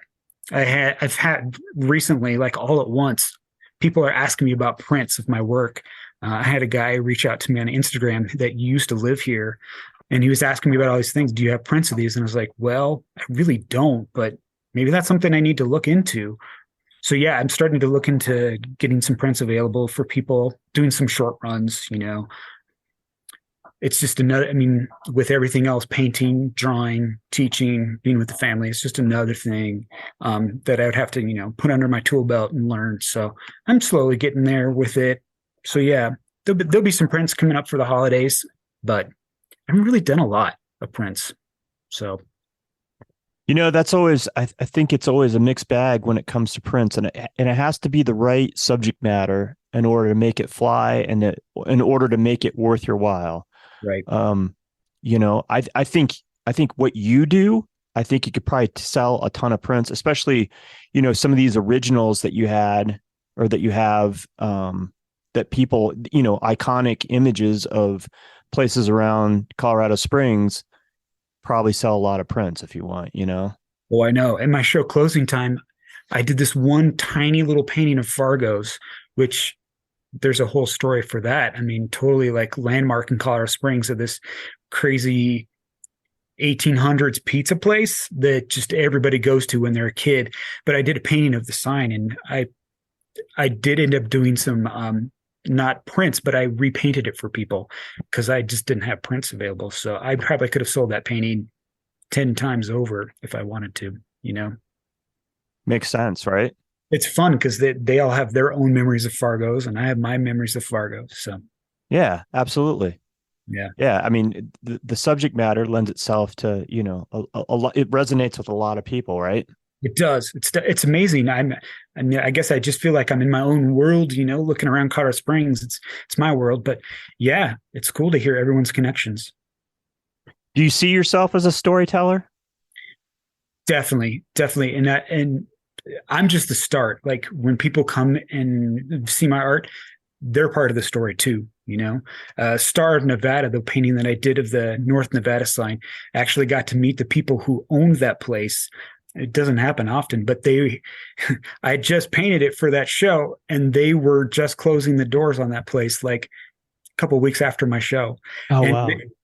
and they had told me this whole story about how they were their business, their liquor store, was the first liquor license in Colorado Springs during Prohibition, and just their story of having this liquor store on North Nevada. It was really cool. It was really, I mean, not something that I ever even expected, and so that was really neat. So they're all part of the story too. It's, I start the story, but they bring to me lots of cool stuff. Yeah, it's like you're giving them the prompt, right? Like Totally. When you have to write a story or what have you, it's like, okay. Yeah, it's like my class. Like, here's my prompt. You guys, you take it from here. Exactly. Yeah, that's really neat. So what is one of the craziest stories that you heard based off a piece that you've done, do you think? I mean, that was a great story you just told, but yeah. I mean, I think Star Nevada is probably the coolest thing I've heard. I mean, but Bluebird, people have, I mean, that painting in itself, just hearing people's stories of concerts there, like who they've seen there, that's just cool to me. In fact, a friend of mine came and he's like, was that taken at the show that we saw together? I was like, yep. So that was really cool that he even recognized that from that show. So. Yeah, that's my old hood down there. So I have an affinity just because I used to walk past it all the time, and that's awesome. Spent so much time down there. And then it's one of my favorite venues. I don't get there as often as I'd like, but and then like we said, the signage is definitely hands down the coolest of all the venues, I think. Yeah, I love it because it's just so small and so intimate, you know? Like I'm not so much of like stadium shows anymore, so it's a cool place. Yeah, I'm not big on the stadium shows anymore either, man. I want that small, intimate feel. Yeah, I want to be as close as I can get, you know? So you listen to a lot of music? I do. I do. In college, I was a DJ, and yeah, I'm obsessed with music for sure. So any particular genre, or is it run the whole gamut? Pretty Yeah, eclectic? yeah, it runs the gamut, but right now I'm kind of stuck in like neo soul. So Leon Bridges, Sun Little. Um, yeah, I'm kind of into that vein right now, but it definitely runs the gamut. I mean, I listen to LCD Sound System, I listen to Tribe Called Quest, I listen to just everything. So Willie Nelson. There you go. You gotta have balance. You can, you know. Absolutely.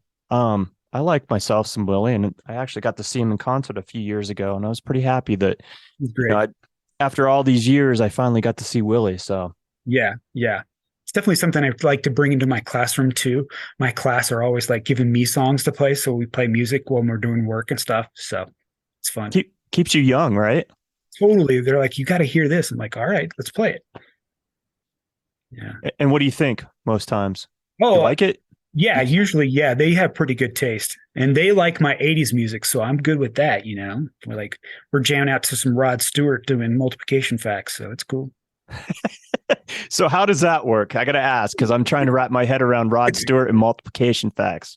It just happened, man. Like I made this playlist kind of loosely influenced by Stranger Things and all those crazy things, you know. And we had just seen Napoleon Dynamite with my kids, and just all the music from those shows is just great. So I made this '80s play mix, and you know, we have like a timed multiplication thing that we do almost every day, and I play music for it, and they all kind of jam out. And one day, Rod Stewart came on, and man, if not two or three kids were like singing to the song, and I was like, all right, let's go. So last year they really got into Neil Diamond,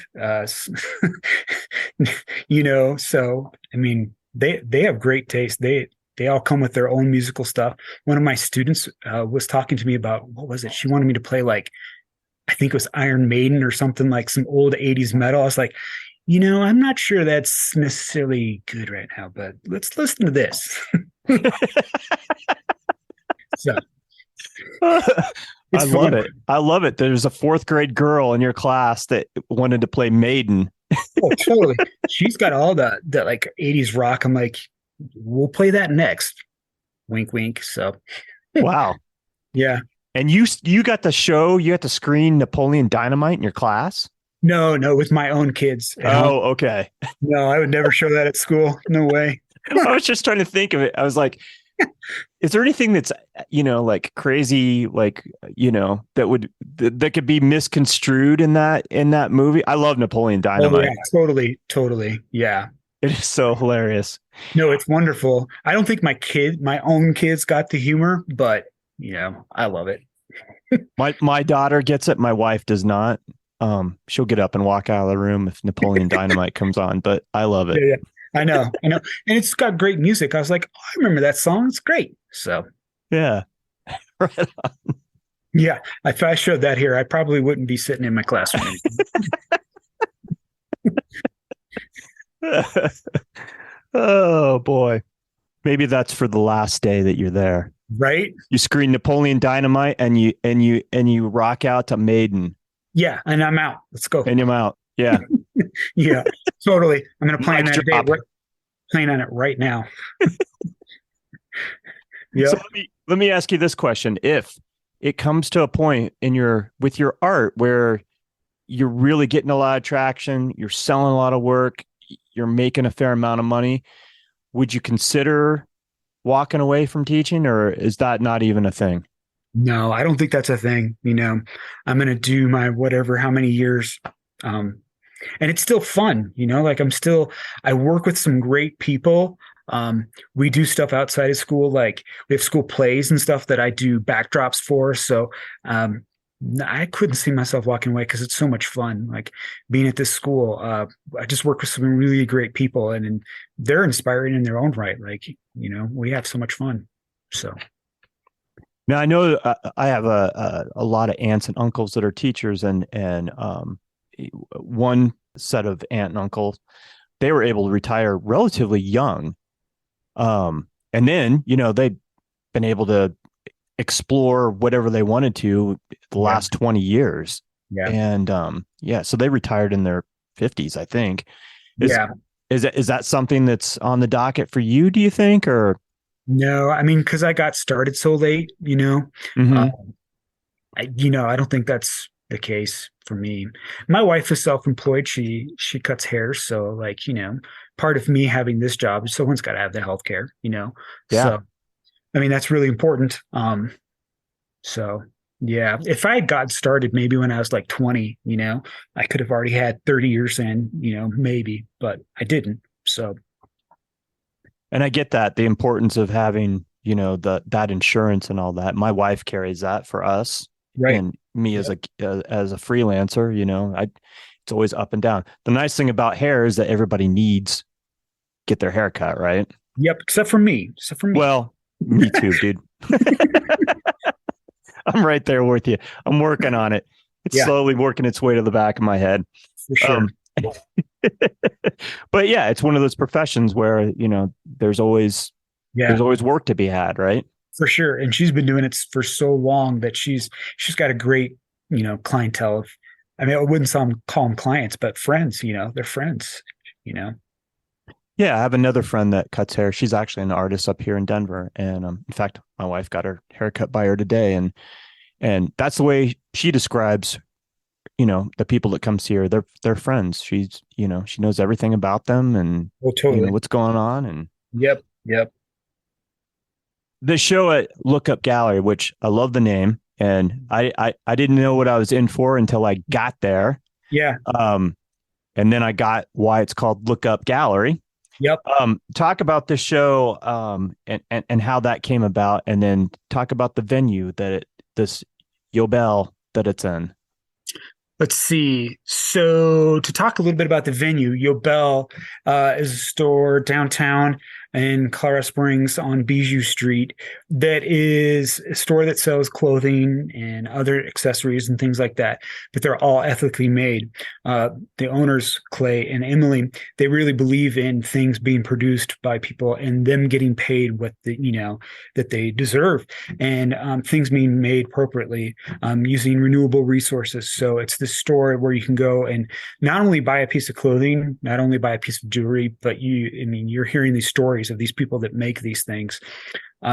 Clay himself is an artist, and talking to him in the past couple months, our paths could have crossed because we kind of went to high school at the same time, different schools. But he himself is an artist, and it's been maybe a couple months now. But he had this idea to put art in his boutique. And I just love the idea. I've seen him and his wife come to showings, to gallery shows, because this community in Colorado Springs is so awesome. Everybody's supporting each other. And, they'd come by and talk to me. And then they were telling me, hey, we're thinking about putting art up. And not only are we thinking about putting art up, we'd love to have you. And I was like, really? Me? So they got this idea rolling, and the art is presented above the clothing. So they've got these metal racks that they hung from, above where clothing would be hung, and these racks hold the art. And so people are asking me how they're hung. Got normal D-rings on the sides with a wire in the back, and then on the bottom I put an extra D-ring, and they hold it down so that it's kind of folding out at you at an angle. And yeah, Clay had talked to me about this idea, and because it's the Lookup Gallery, because this art is up, he was talking about going big. And he was like, I was thinking 4 feet in one direction. I was like, okay. And at that time, I was like, well, I'm normally the 5x7, 24x12 guy. I was like, okay. And talking to him about it, he's like, you could do this show with you, or you could invite someone. And I was like, oh, I know the person I would definitely love to do some art with. So I reached out to Brian Tryon, who you've had on the show. Great guy, local photographer, but Brian and I have known each other for a long time, and I know he's done some painting. He primarily does photography, and he definitely photographs stuff that I totally love too. Um, and I asked him, I was like, would you be interested in doing a show with me? Like, I think it'd be cool if we had half my work, half your work, and we could do it together. And he was all in for it. I think he was thinking, or at least I think he was thinking maybe more photograph, but I think as he built his work, he definitely used more paint and graffiti to add to his art. So Brian takes his photography and Mod podges it onto the canvas and then adds texture, which I love his photography. I love his painting. So it's been a great experience. And Brian himself is a local teacher too. He teaches at an alternative high school and teaches art there. So it's just perfect marriage. Like, it was great to have Clay support of us and have this new space for art. And then even better, I've always wanted to work with Brian. We've talked about doing a show together. I would love to do a show just with him of some other things. I've got some other ideas. So hopefully there's more to come with that. So Yeah, more collaboration, huh? totally. Because his photography inspires me every day. Like, he photographs a ton all day because he's taking kids out and showing them how to photograph. And so he's constantly taking photographs, and I'm just always inspired about the way he sees things, what things that he finds, the things that he finds interesting, the way he sees Colorado Springs is similar to my view, but it's also different and pretty awesome. So you kind of alluded to what he does a little bit, and we already talked about that you had to go large for the show. Talk a little bit more about what people will see when they come in to see the work at Lookup. So I started with an idea of, we had talked about a kind of a theme, kind of like an urban city theme. And so I had just gotten kind of interested in cars, old cars, and the chrome and the bolts and the nuts and the headlights and stuff like that. So I was coming at that direction, and I started painting the big Ford grill, the truck, and that was my first painting. And then I went over and saw what Brian was doing. I went over and talked to him at his studio, and he was doing his graffiti thing with kind of Mod Podge. And his first painting was of I think of the Virgin Mary. He had her up and some stuff. And I was like, you know, it'd be really cool. I can keep doing my cars, but I think what would be cool is if I did some trains too with it. So part of that is kind of talking to what Brian was doing. So my graffiti, his graffiti, kind of talking to each other. But I also did some of my cars. And it's kind of a new, I mean, kind of like the trains, like got the white background of back in there. These images are kind of silhouetted. So for me, it's a kind of a fun new little thing that I'm thinking about: cars, chrome, headlights. You know, a lot of these have some great memories for me. And again, hearing stories of locations was one thing, but then hearing stories of people with cars. Oh, I used to drive a Bug like that, or man, that Ford looks just like my grandpa's. So I could see these being really popular because it has such a wide audience, right? yeah. And I see that the Black Beauty, the Cadillac that you had painted, which is just out of this world. I liked all three of the pieces. The Beetle, this one entitled Black Beauty. Yeah. And man, I just love the reflections that you captured in the windshield. You did a phenomenal job on that, just so you know. And you sold it. I did. That was really cool. Did that happen that night, or has that happened since? It did.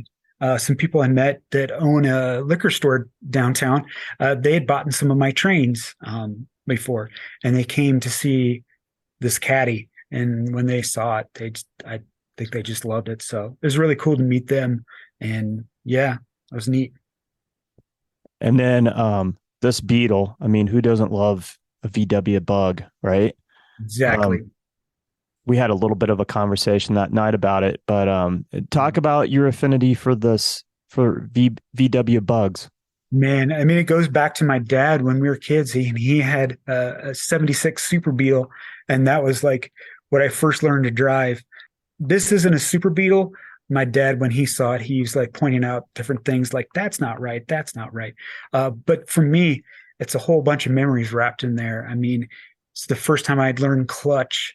Nothing ever worked on these things. I mean, if you've ever owned a V-Dub, you know nothing works. I remember driving my dad's Beetle one time downtown, and I stalled out or something happened in it. I had to pull it off to the side, and this guy in another VW came up to me and handed me this like VW handbook, and he's like, "Here, you need this."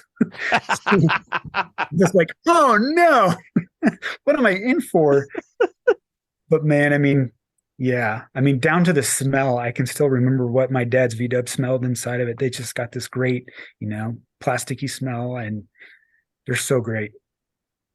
As soon as you said smell, I immediately got that smell in my nostrils. Like I was just immediately transported. I discussed with you that night at First Friday that I used to have a bus, but I remember the smell of the way a bug would smell, right? Definitely. And yeah, there's a certain it's like the smell of the engine because it's so compact and close. Yeah. To the way it interacts with the upholstery of the car, and there's a certain smell to it.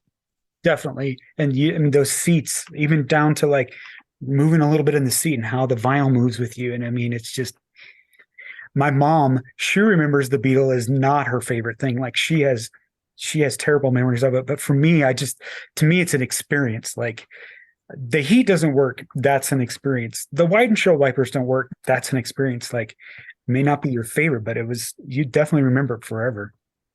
And you had a Super Beetle, but the whole 0 to 60 thing in 10 seconds, like they'd say for buses, that's truism right there, man. Yeah. You would have the accelerator just buried, and you'd be like, come on. I know. I have to go up this hill. Dang it. Is there another way? For sure. Oh, it's a great show. Everybody should go check it out. Does it run through the end of the month? Sure does. Yeah, it's all through November. Okay. Perfect. So go down to Bijou in Colorado Springs, downtown Colorado Springs. It's 11 East Bijou, and go check out that show, and you'll be, not only is the work phenomenal, but Clay and Emily's boutique store there is fantastic. I'd make a journey just to go back and check that out too, because absolutely, and hearing what they're doing with that space, definitely would like to support them. So absolutely. That's awesome. Yeah, it's fun. As far as we talked a little bit about your routine, you're getting in there every day doing something. Do you have like a regular routine? Is there something that you go through as far as getting into your mode of working, and what does that look like? Yeah, I mean, definitely like time wise, I usually try to, go home, be present for dinner, do all those things, hang out with the kids, and then, we all go our different ways. I go in the studio. On the weekend, I try to make a point of being in there for at least part of the day. So it's just more like going with the flow. Like if I have time, I get in there as much as I can. But yeah, every day a little something, whether it's the next step on a painting. And I usually have like 3 or 4 paintings going at once. So there's always something to do. I mean, painting with oil, you have to be very patient. So, you put a wash on something, set it aside, work on the next one. And they're all in different stages of completion. So, yeah, I think that's important too. Definitely having more pieces than one at a time, keeps you from thinking. You just do. So. And is it more about like where you're at with each piece as far as what you're deciding you're going to work on that day, or how does that? Yeah. I mean, and sometimes it's deadline, but a lot of times it's like getting obsessed with an idea. I know this painting has to get done, but I'm really obsessed right now with this. So that usually is like a big part of what fuels me. Like if I'm get this wild, crazy idea, like a while back, it was Ferris wheels, and I just couldn't let it go. And I still had things that I needed to do, but then, when I had free time, aside from that stuff, I was doing Ferris wheel stuff. I was trying to figure it out. So, So you see yourself continuing to work in the whole car series? yeah, I mean, this all kind of started. I went to a museum in Western Colorado called Gateway, and there's this whole huge, crazy resort, but then there's also a museum there. So when we went and saw that like a year or so ago, I took tons of photos, so I could see a lot more coming from this for sure. And you mentioned that you have collectors. You said that these folks that have that liquor store have some of your train stuff. Yeah, yeah. Do you have other collectors as well? Yeah, I mean, friends of mine are definitely great collectors. Friends of mine that kind of got me one of my first art gigs. I do portraits of dogs for them. I don't necessarily do those often, but they were one of the first people that kind of gave me a kind of a little job. Like there's a restaurant up north called Beast and Brews, and they were just starting it, and they needed some art for there, and they wanted some kind of animals up, some giant animals. So I started painting those for them. But since then, I've done a lot of their animals for them because they have lots of animals, and they're usually rescues. And then, they're not always the healthiest of animals. So I paint a lot of their animals for them. So That's cool. yeah, yeah. It's not something I do often, but it's fun to do for them for sure. Talk about this really cool thing that a bunch of you artists down in the Springs did this I guess it was in the last month, right? Roughly. Yeah, something like that. Yeah, yeah. See us all around. Yeah. Yeah. So talk So about that a little bit, if you would. yeah, so Shannon Mello kind of started this here in the Springs. She had this great idea. She had went down to her sister's, which I think was in the South somewhere, and she had seen where artists open up their studios, and people were coming around to not only interact with the artist and talk to them and see their process, but also see some of their art.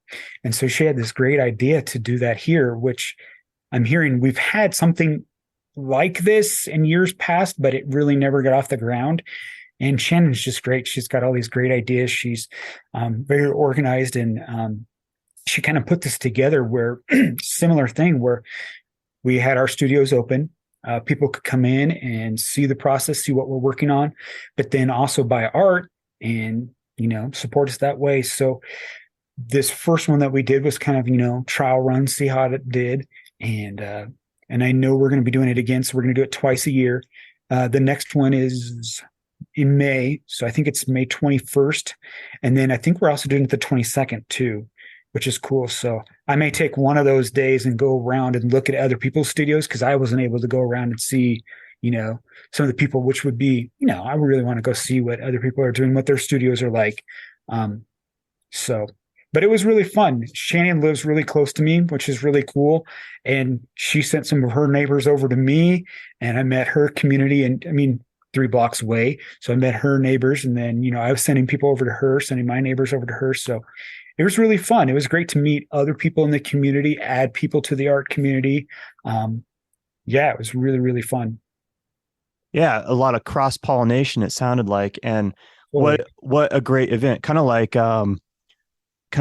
when they do like those parade of homes where you go all over the place to see these homes that have these spectacular homes that have been staged, but with art studios and seeing spectacular art, right? Yep.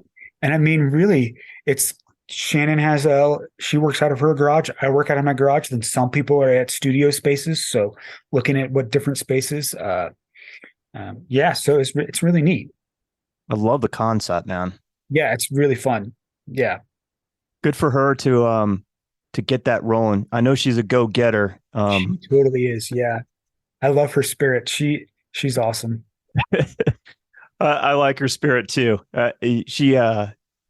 She's such a force. She had me I was talking to her the other day, and man, she's go getting it, man.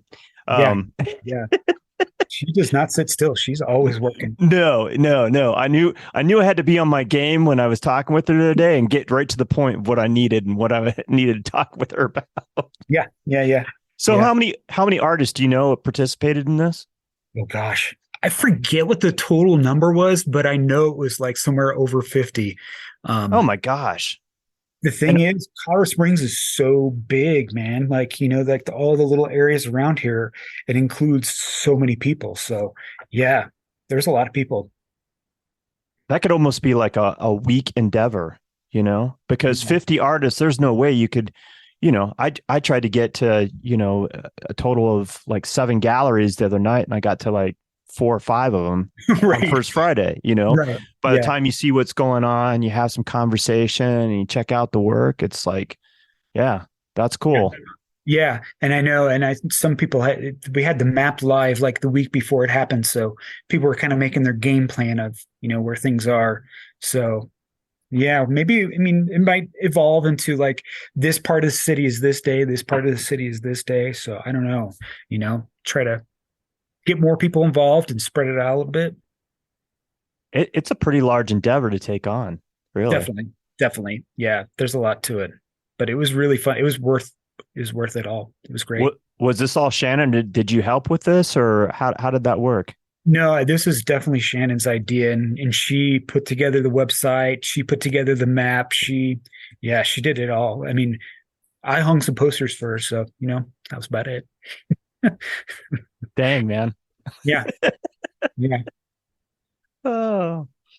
Hey, what else influences you? Obviously, music plays a good part in your life, and you for like sure. movies and getting out. I know you get out and see other people's art a lot. Do you have other artists that influence you, or where do you get the juices flowing? Again, I'm using that terminology, but what Sure. what do you go look at, or what do you do to kind of that influences you? I mean, local people here influence me all the time. Um, like Brian, definitely gives me some inspiration. Um, Megan Wilbur definitely gives me some inspiration. Marissa White Sparks, um, Sean O'Mealy, local artists here. But a lot of times when I find myself recently is Instagram is a huge, it's like a giant gallery of inspiration. So that's where I go a lot of times where I see fun things, because you can't always get out to the Guggenheim. You can't always get out to the Field Museum. You can't always get out to Philly and see Cezanne. So for me, on a day-to-day basis, Instagram is just like this wide, huge area of where I can see all kinds of artists, and find lots of like really cool things happening all over the world, which I think is really fun. It's not just Colorado, it's not just Colorado Springs, but it's the world. So seeing people from all over the place.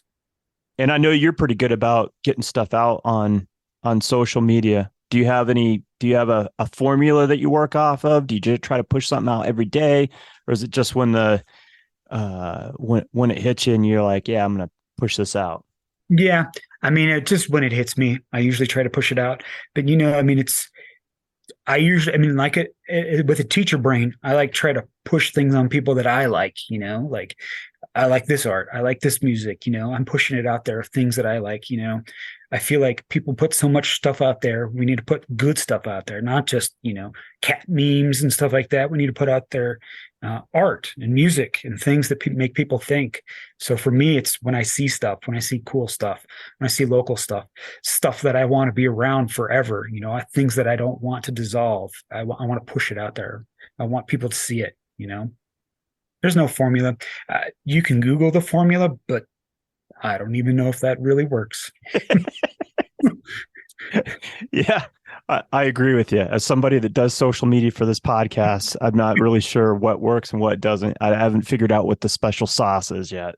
I know. Any given day, there's no special sauce. That's just, it is what it is. So, which is kind of fun. Like, some days hey, wow, that blew up. That's cool. Or some days that went nowhere. Okay, I guess people don't like that. So, Other than the Red Brick show up in Aspen, anything else you have coming up or looking forward to in 2023? Let's see. Well, right now it's going to be a lot of holiday shows. So I'll be at G44 in December. I'll be at the Surface Gallery in December too. A couple pieces for their group holiday show. Um, in February, I believe it is, Abby at Kreuzer Gallery has her gratitude show, which showcases artists all over Colorado Springs, and I'm part of that. So I'm going to be submitting a piece for that. And then Red Brick is in July, which is really cool. I need to start working on stuff for that. And I have a solo show at Kreuzer Gallery in August, I believe, that I'm going to be working on too. So those two big ones in the summer, I'm starting now cranking stuff out for it. So Yeah, you got a busy 2023 ahead of you, man. I do. That's For good. sure. It's Congratulations. fun. Yeah, right. I've already got the next three ready to go for sure. And more cars. What else are we going to see in the coming shows? Anything different? Anything out of your wheelhouse that we haven't seen before, possibly? Possibly. I'm toying with the idea of some of those things.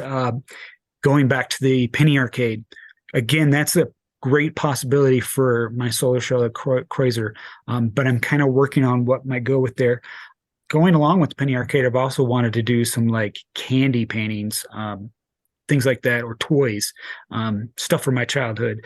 So that might be incorporated in there, learning how to paint plastic, learning how to paint candy wrappers, stuff like that. So yeah. You like the nostalgia, don't you? Well, heck yeah, for sure. Yeah. That'll always be there for sure. Well, Yeah. you know what? It's fun and people love it and you enjoy doing it. So, I do. don't And stop doing what you're doing, man, because I love it. It's Thanks. fantastic. Yeah, for sure. I mean, if I would ever thought that some of this stuff that I was painting when I was a kid, I would have saved a lot more stuff. I would have it now. So Before we let off, I want to ask you, as a teacher and mentor, what advice would you give one of your students if they wanted to pursue a life as an artist? I think the biggest advice is, there was a guy on the internet and I heard him say this the other day, and I was like, you know what? That's absolutely true. It's just get started. Don't wait for anything. Don't waste any time. Just get started. Like, keep going. And do what you love every day. I mean, time that I took off from art for 10 years, I really regret. So like, I feel like now I'm painting double time to make up for that time that I lost. So don't wait, just get started. You can figure it out when you're in the middle of it. You can figure it out when you're finishing it, but just get started and paint every day. I mean, I feel like that's, for me, when I painted one painting every couple months, that's not going to do it. You got to paint every day. So Right on. Jon, thank you so much for taking the time out of your evening away from your family and work to talk with me. I really appreciate it, man. And I appreciate the support that you've shown the podcast. Absolutely. I appreciate your support, Todd. I mean, coming down to Colorado Springs, I really appreciate it. Well, thank you very much. Again, you can catch Jon's work in person at the Look Up Gallery at Yobel, located at 11 East Bijou Street, Colorado Springs 80903, along with the work of our friend Brian Tryon through the month of November. Follow Jon on Instagram at johnny.2.bad, and you can check out his work at his website, jonfrancis.art. I will have all this and more in this week's episode notes. For the Tenet Podcast, I'm Todd Pearson. Have a great week.